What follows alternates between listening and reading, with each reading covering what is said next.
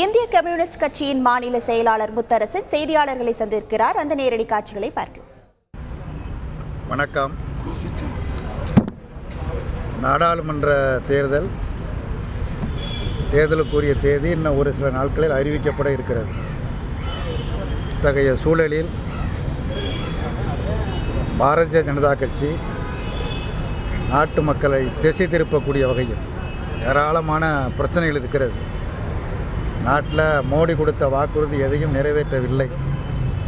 ஆண்டுக்கு 2 கோடி பேருக்கு வேலை தரேன்னு சொன்னார். 10 ஆண்டு காலத்தில் 20 கோடி பேருக்கு வேலை கொடுத்திருக்க வேண்டும். வேலை கொடுக்கவில்லை என்பது மட்டுமல்ல, வேலையில் இருந்தவர்கள் வெளியேற்றப்பட்டிருக்கிறார்கள். அதே போல் வெளிநாட்டில் இருக்கிற கருப்பு பணம் மீட்கப்படும். அவ்வாறு மீட்கப்படுகிற பணம் அனைத்தும் ஒவ்வொரு இந்திய குடிமகனுக்கும் 15 லட்சம் ரூபாய் வங்கியில் வர வைக்கப்படும் என்று வாக்குறுதி கொடுத்தார்.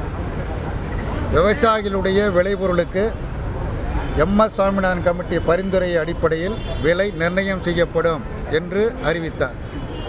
விலைவாசி கட்டுப்படுத்தப்படும் என்று அறிவித்தார். எந்த வாக்குறுதிகளும் ஒரு வாக்குறுதி கூட நிறைவேற்றப்படவில்லை என்பது எல்லோருக்கும் தெரியும்.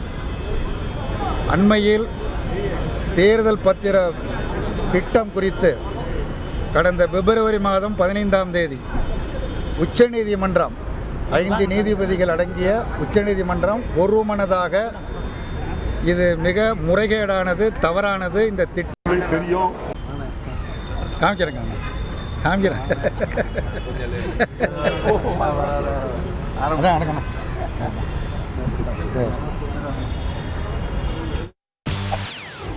செய்திகளை உடனுக்குடன் தெரிந்து கொள்ள உடனே சப்ஸ்கிரைப் பண்ணுங்க.